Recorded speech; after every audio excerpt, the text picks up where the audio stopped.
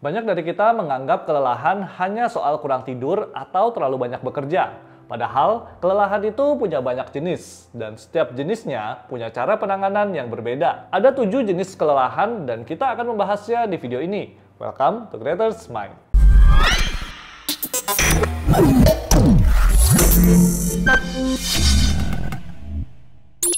Yang pertama adalah kelelahan fisik. Jenis ini adalah yang paling umum kita alami. Kelelahan fisik terjadi ketika tubuh kita benar-benar lelah. Misalnya, setelah beraktivitas fisik berat, berolahraga, melakukan pekerjaan yang fisik, atau kalau saya, kelelahan ini terjadi saat seharian syuting. Cara terbaik untuk mengatasi kelelahan ini adalah dengan istirahat yang cukup. Kamu perlu tidur yang berkualitas dan menjaga pola makan yang sehat. Kelelahan fisik adalah alarm kalau kita butuh istirahat, jadi jangan abaikan itu. Yang kedua, kelelahan emosional. Kelelahan emosional terjadi ketika kita merasa terbebani secara emosional. Misalnya, saat kita menghadapi masalah pribadi atau tekanan emosional yang besar. Kelelahan ini sering muncul ketika kita merasa terlalu banyak beban perasaan dan kurang mendapat waktu untuk bisa relaksasi. Kita merasa cemas dan khawatir. Stres dan overthinking akan menjadi pemicu utama kelelahan emosional ini. Cara untuk mengatasinya bisa dengan bercerita kepada orang terdekat atau melakukan aktivitas yang menenangkan hati. Lakukan hobi yang kamu suka, mungkin bisa berjalan kaki di luar sambil menghirup udara yang segar, atau bisa juga dengan menenangkan diri melalui meditasi atau mencurahkan perasaan dengan journaling.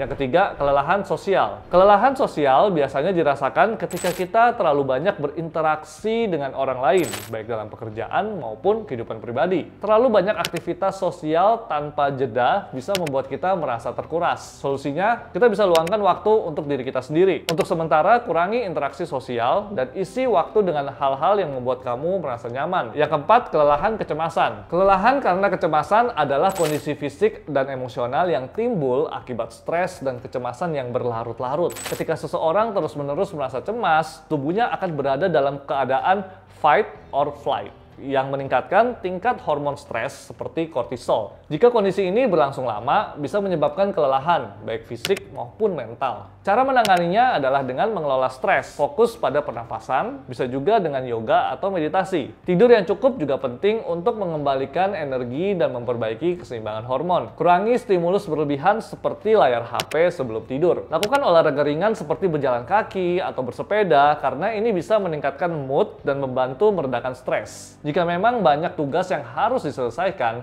kamu harus mengatur waktu kamu atau jadwal secara realistis untuk membantu mencegah perasaan kewalahan. Buat batasan, katakan tidak jika merasa terlalu banyak tuntutan. Membicarakan perasaan juga akan mengurangi beban emosional. Terkadang, hanya dengan mendengar dan didengarkan, perasaan cemas bisa berkurang. Yang kelima, creative fatigue atau kelelahan kreatif. Untuk kamu yang berada di pekerjaan kreatif seperti saya, pasti tahu apa itu kelelahan kreatif. Jenis kelelahan ini muncul ketika kita kehilangan semangat, inspirasi, atau ide, bahkan saat kita benar-benar ingin berkarya. Kita tidak bisa berpikir kreatif. Ini sering terjadi setelah terlibat dalam proses kreatif yang intens atau berkelanjutan. Kelelahan kreativitas ini bisa disebabkan oleh tekanan untuk selalu menghasilkan ide yang baru, terlalu banyak tugas, atau bahkan kurangnya waktu untuk beristirahat dan refleksi. Untuk mengatasinya, coba beristirahat dari aktivitas kreatif dan beri waktu untuk diri sendiri. Kelelahan kreatif seringkali terjadi karena terlalu banyak bekerja tanpa memberi waktu untuk beristirahat. Cobalah untuk memberi diri waktu untuk refresh melalui liburan, jalan-jalan, atau bahkan tidur siang. Lakukan aktivitas yang tidak terkait dengan pekerjaan kita. Pikiran yang tenang dan tubuh yang segar akan membantu ide bisa mengalir kembali. Kita juga bisa melakukan perubahan kecil seperti pada lingkungan kerja atau cara kita mengerjakan sesuatu. Dengan melakukan sesuatu yang berbeda, kita bisa memacu otak kita akan berpikir secara berbeda sehingga ide-ide baru juga bisa datang. Cobalah bekerja di tempat yang berbeda seperti kafe, taman, atau kita bisa bersihkan ruang kerja agar lebih rapi dan terorganisir.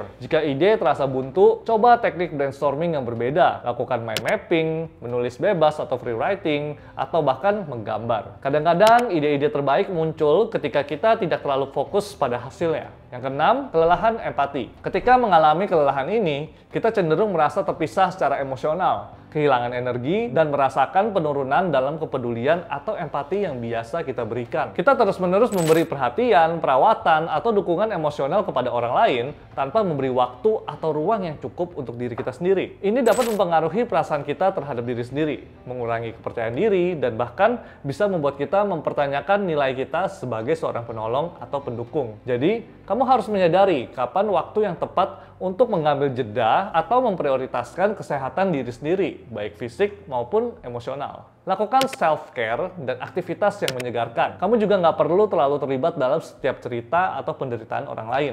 Membuat batasan yang sehat membantu mencegah penyerapan emosi orang lain yang bisa melelahkan. Yang ketujuh, sensory fatigue atau kelelahan sensorik. Kelelahan sensorik terjadi ketika kita terlalu banyak menerima rangsangan dari lingkungan sekitar, seperti informasi, suara yang bising, cahaya yang terlalu terang, atau aktivitas yang terlalu ramai. Bisa juga karena tekanan fisik yang berlebihan seperti gesekan yang tidak nyaman, suhu ekstrim, atau kondisi fisik yang berkelanjutan. Kelelahan sensorik biasanya membuat kita merasa jenuh dan kesulitan untuk fokus. Cara mengatasinya bisa dengan mengevaluasi sumber stimulus tersebut. Identifikasi pemicunya, apakah karena terlalu banyak penggunaan gadget atau karena lingkungan yang bising. Mengubah atau mengurangi pemicu-pemicu ini bisa membantu mengurangi kelelahan sensorik. Cari lingkungan yang lebih tenang dan menenangkan indera. Misalnya, dengan berada di ruangan gelap atau mendengarkan suara yang lembut. Nah, itu dia 7 jenis kelelahan yang perlu kamu ketahui. Dengan memahami jenis kelelahan yang kamu rasakan, kamu jadi lebih tahu cara menghadapinya, bukan cuma mengandalkan istirahat biasa. Jangan lupa untuk terus jaga kesehatan fisik dan mental kamu. Dan jangan takut untuk meminta bantuan jika kamu merasa terlalu lelah, karena dengan begitu, kamu akan menjadi lebih positif, kreatif, dan produktif. Selamat mengatasi semua kelelahan.